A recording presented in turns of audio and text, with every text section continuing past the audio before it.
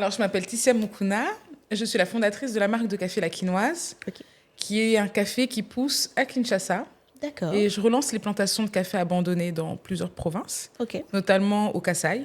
Et je travaille avec des coopératives au Congo central et au Kivu.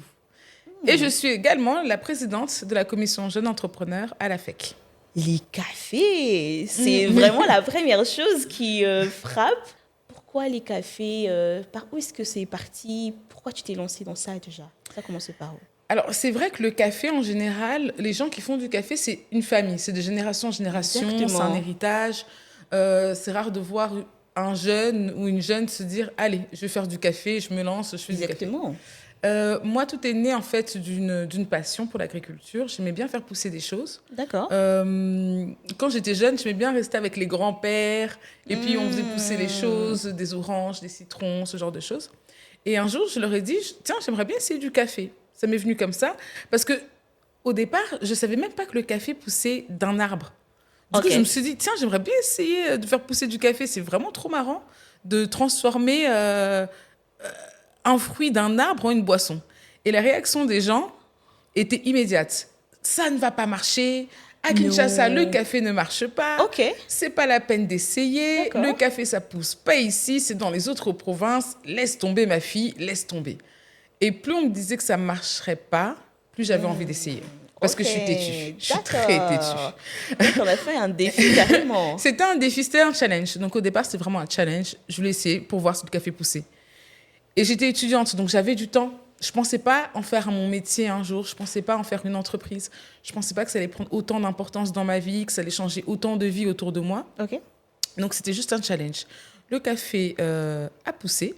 Et du coup, je me suis dit... Les cafés à pousser. je me suis dit, à pousser. Super, ça pousse. Et je voulais m'arrêter là. Mais les gens autour de moi me disaient, Avant d'aller plus loin, laisse-moi te dire quelque chose. Plus de 85% d'entre vous qui nous regardent ne sont pas encore abonnés. Si vous aimez nos contenus et souhaitez nous soutenir, la meilleure façon de le faire, c'est de cliquer sur le bouton s'abonner. Pour moi, c'est une grande motivation pour me permettre de continuer à créer des contenus de qualité, mais aussi, bien sûr, de faire grandir cette chaîne. Merci du fond du cœur. moi, me disaient, mais attends, si tu as du café, nous, on connaît des Libanais, on connaît des Turcs qui peuvent te racheter ton café, etc. Et là, j'ai réalisé que si je vendais mon café à une autre entreprise d'un autre pays, il allait être transformé ailleurs et on allait perdre l'origine et l'originalité du fait que c'est un café congolais, mais c'est surtout un café quinois et c'est la première fois que c'est un café quinois. Il allait porter une autre marque et on allait perdre sa traçabilité si unique. Exactement. Et donc, je me suis dit, non, j'ai envie d'honorer ce café si rare qui pousse à Kinshasa. Je vais créer ma marque et je vais l'appeler La Quinoise. Et quand tu grandissais quand même, tu te disais, tu pensais déjà que je vais devenir entrepreneur un jour, peut-être avec ton entourage et tout, ou bien tu rêvais peut-être de faire médecine, I don't know, qu'est-ce que c'était? J'ai pas eu un moment où je me suis posée en me disant, tiens, qu'est-ce que je vais faire? Non, tout est arrivé très naturellement, comme si finalement j'étais toujours un peu destinée à faire ça. Ok. Je pense que c'est un appel. Tout le monde n'est pas obligé d'être entrepreneur. Aujourd'hui, on est dans une société où on pousse à l'entrepreneuriat tout le temps. Exactement. Soyez entrepreneur, soyez maître de votre destin. Je pense pas que c'est les choix idéaux, non? Non, parce que c'est un sacrifice, l'entrepreneuriat. D'accord. Quand on commence l'entrepreneuriat, il faut accepter qu'on ne va peut-être pas avoir assez pour se payer. On va travailler pour payer nos salariés pour pas qu'ils cherchent un travail ailleurs. Bien sûr. C'est beaucoup de sacrifices. Il y a des gens qui ne vont pas croire en nous. Même nous, parfois, on peut douter. Donc, ce n'est pas une voie facile. Une voie facile, ce serait de faire des études, faire carrière dans un métier de bureau. Et puis voilà, décider de prendre le risque de ne rien gagner. C'est pas évident et on peut pas pousser tout le monde à le faire. Ses choix. Et je pense en plus qu'il y a des très bons leaders, des très belles personnes qui ne sont pas entrepreneurs. Ça n'empêche pas qu'on peut être un bon leader, un très bon manager. Est-ce que tu peux dire que le fait d'être femme a été un défi ou bien un obstacle pour toi, ou bien ça t'a, disons, distingué de la foule et t'a donné quelques privilèges? Privilèges, non. Okay. Mais par contre, ça permet de distinguer de la foule, ça c'est clair. Okay. Moi, je suis une femme qui évolue dans un métier d'homme, mais d'homme d'un certain âge. C'est-à-dire qu'en général, quand on voit un gros producteur de café, c'est un papa 60 ans. C'est pas une maman 30 Exactement, ans. exactement, Donc, du coup, exactement. effectivement, quand j'arrivais dans une salle, on allait plus facilement se souvenir de moi. La fille avec la fleur, là, qui fait du café. Ah, yeah. La Et reine puis, ça en du a fait café. une marque, carrément. C'est ça. Et du coup, à la fin, j'arrivais à marquer les esprits.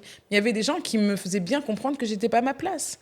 On me parlait parfois de façon déplacée en me disant que voilà, quand eux, ils ont commencé à faire du café, moi, j'étais même pas née. Que j'avais rien à leur apprendre. Ticia, tu vas parler après, laisse les grands parler. Oula. On m'a déjà dit ça en réunion Non. avec des professionnels. Waouh. Laisse les grands parler. Waouh, mais les chocs. Alors qu'on est tous là en tant que chef d'entreprise. Aujourd'hui, ça me fait rire parce que beaucoup maintenant m'appellent. Mais Ticia, ton marketing, là, aide-nous, s'il te plaît, maman. Wow. Ah oui, laisse-moi parler. Ah, la revanche. La revanche. Reste un peu en place, laisse parler les grands. Je vais parler marketing. Attends ton tour, papa. Non, mais les retours, quoi. C'est vrai que parfois, c'était des gens qui pouvaient te décrédibiliser. Par exemple, moi, j'ai déjà eu quelqu'un qui commençait à travailler pour moi en tant que commercial. Je lui donnais des objectifs, qui m'a dit à un moment donné, c'est arrivé à une amie aussi, qui m'a dit à un moment donné, Madame, c'est bien. Il a fait 1 jour. Ok. Ça se passait bien. 2 jours, ça se passe bien. 3 jours, il vient plus. 4 jours, il vient plus. J'essaie de me renseigner, mais qu'est-ce qui se passe? Où est passé ce type? Il me dit, Madame, votre produit, il est bon, mais moi, j'aurais beaucoup de mal que quelqu'un qui a l'âge de ma petite sœur me donne des ordres. Waouh. Ah. Waouh. Du coup, on se rend compte qu'il y a encore beaucoup d'efforts à faire pour certains. Se dire que non, une femme dirigeante peut être plus jeune que soi, qu'une personne dirigeante peut être une femme. Beaucoup de gens ont du mal à accepter ça. Et quand on est une femme, les gens qui pensent qu'on a des privilèges se fourvoient. En général, on est beaucoup décrédibilisés. Moi, souvent, on pensait que mon père était derrière moi. Parce que mon père aussi est un homme d'affaires. Ah, mais ce qu'elle fait, c'est les histoires de son père. Ah, mais son père qui a mis une stratégie, il la met seulement devant pour que, voilà, une image. Grandir, ouais. Si tu veux vraiment parler au stratège, appelle son père. Donc, c'est des moments où on se dit, OK, qu'est-ce que je fais? Je m'énerve? J'essaie de faire une vidéo règlement de compte? Okay. Non, c'est puéril. Ok. Je vais montrer que je suis professionnelle et c'est le temps qui va parler à ma place. Et c'est quoi ta vision, carrément? Là, tu t'es dit, ben, dans 5 ans, dans 10 ans, qu'est-ce que tu vois sur la quinoise? Dans 5 ans, dans 10 ans, j'aimerais bien être la personne qui a relancé toutes les plantations de café abandonnées dans le pays. Une plantation a une durée de vie de 25 ans. J'aimerais bien qu'on pense à moi, pas seulement comme la personne qui a fait pousser du café à Kinshasa, mais qui a relancé toutes les plantations abandonnées en RDC. Wow, En se disant, à ce elle point. a fait pousser du café et en plus, elle a réveillé le café mort.